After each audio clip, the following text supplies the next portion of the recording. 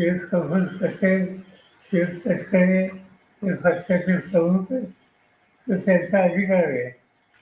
त्यांना त्याच्यामध्ये प्राधान्याने काय करावं हे त्यांनी ठरवलेले दिसतंय. त्याच्या आम्ही तुम्ही भाष्य करणार नाही. असं आहे की जिल्हा परिषदेच्या निवडणुका आता सुरू आहेत, त्याची सगळी जबाबदारी अजितवर. मी स्वतः तर कधी जातही नाही या निवडणुकीत. असं वाचण्यात आलं त्यासाठी हा त्यांचा अंतर्गत पक्षाचा निर्णय दिसतो. त्यांची पद्धत होती ती चालू ठेवावं लागेल आणि हे काम आमच्या कुटुंबाची नवी पिढी ही नक्की करेल आम्हाला विश्वास आहे.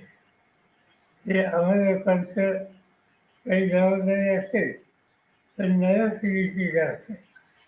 नवी पिढी अधिक खाते हे या आव्हानाला सामोरं जाईल.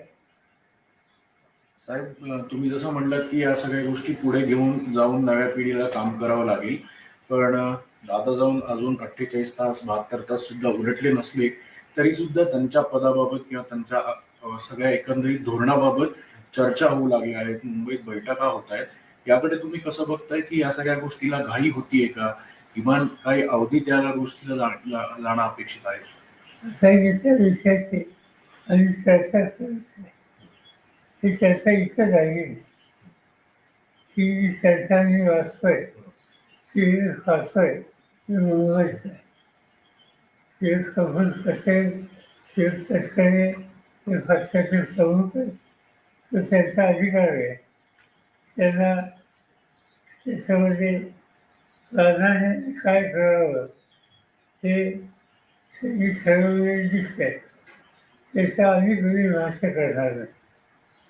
साहेब, या गोष्टीवरती चर्चा झाली होती कारण पवार राजकीय एकत्र येण्याची दादांची देखील इच्छा होती. अगदी अनेक जणांनी भावना देखील व्यक्त केलेली आहे की काही जिल्हा परिषदेच्या निवडणुकीच्या आसपास दोन्ही पक्ष एकत्र येणार होते. काय अशी चर्चा झाली? असं आहे की जिल्हा परिषदेच्या निवडणुका आता सुरू आहेत, त्याची सगळी जबाबदारी अजितवर. मी स्वतः तर कधी जातही नाही या निवडणुकीत. मला त्यांनी रीफ केलं असं काय करणार, त्या कामाला लागले. मध्येच हा अपघात झाला. आज खऱ्या अर्थाने राष्ट्रवादीची विधिमंडळाची बैठक होत आहे. 2 वाजता भेटण्याची पद देखील सुमित्रा पवार यांना मिळणार आहे. 5 वाजता उपमुख्यमंत्र्यांची पदाची शपथ देखील घेणार आहे असं वाचण्यात आले. त्यासाठी हा त्यांचा अंतर्गत पक्षाचा निर्णय दिसतो. तो त्यांचा अधिकार आहे. साहेब, जसं तुम्ही म्हणालात की आता दोन्ही राष्ट्रवादी एकत्र येण्याच्या ज्या सगळ्या चर्चा होत्या त्या महापालिकेत आपण बघितलं की दोन्ही राष्ट्रवादी एकत्र लढल्या. काही ठिकाणी यश आलं, काही ठिकाणी अपयश आलं. पण आता पुढची भूमिका तुमच्यावर मोठी एक जबाबदारी असेल पुन्हा एकदा. तर या सगळ्या गोष्टीत कधी या संदर्भातलं थोडं त्याच्यामध्ये काही चालू होतं माझ्या कारणामध्ये होतं त्या सगळ्या चर्चेत मी नव्हतो. पण अजित दादा, जयंत चौकासी, शशिकांत शिंदे असे आमचे काही सहकारी याच्यात सतत होते आणि ते त्या सगळ्यांना एकत्रित करण्याच्या प्रक्रियेच्या जवळ पोचले होते. शेवटचं विषय त्याने आम्हाला लोकांना केलं होतं. दरम्यान हा आघात झाला.